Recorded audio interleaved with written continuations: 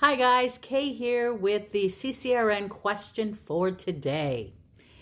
Today we have milrinone being ordered for a patient with heart failure.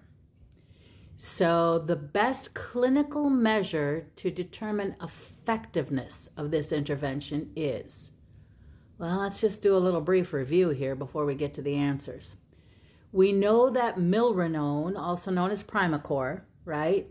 Milrinone is a phosphodiesterase inhibitor. It's called an inodilator, right? Because it has an inotropic property, meaning that it increases contractility, and it also vasodilates. And if you've ever given milrinone, one of the things you know about it for sure is that it has a long half-life.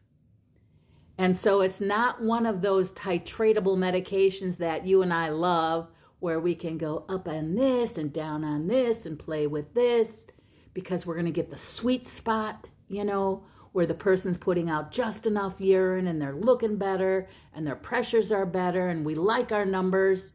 Yeah, this isn't a drug like that. Milrinone, you're not going to be playing up and down because it has a long half-life. And if you have somebody with impaired renal function and heart failure, which, oh, by the way, is the type of person we would give this to, the half-life of the drug can be hours. So you can understand why we're not playing with it up and down like we love doing with other medications.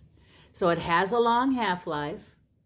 It's great in terms of, its inotropic properties.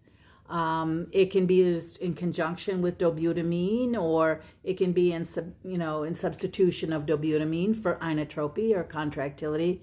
But keep in mind that vasodilation and the long half-life.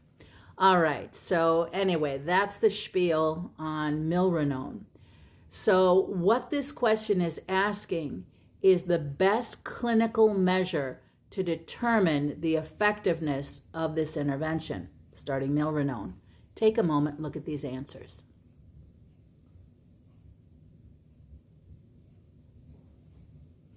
Well, guys, it stands to reason if we are using milrinone for heart failure, decompensated heart failure, then what we're using it for is its inotropic properties. So we look at the selection of things we have here.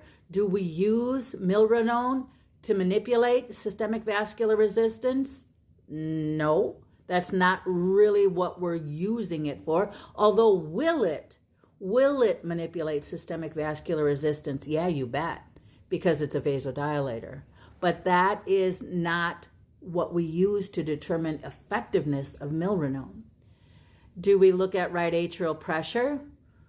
Well, indirectly, I guess, if, the heart is contracting better and we're getting better output from the heart, then hopefully our preload indicators will look better. But that's not why we're using the milrinone.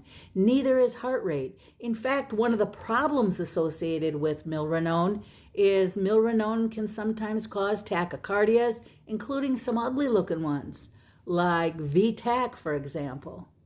So no, heart rate's not it. So what is the answer? Cardiac index.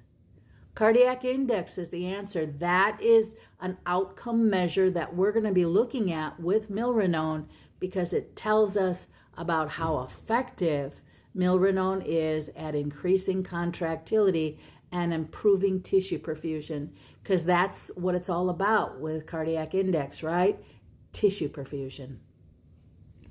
Well, guys, I hope you liked today's question. Head on over to my website, Kay Hoppy Presents, and I will see you tomorrow.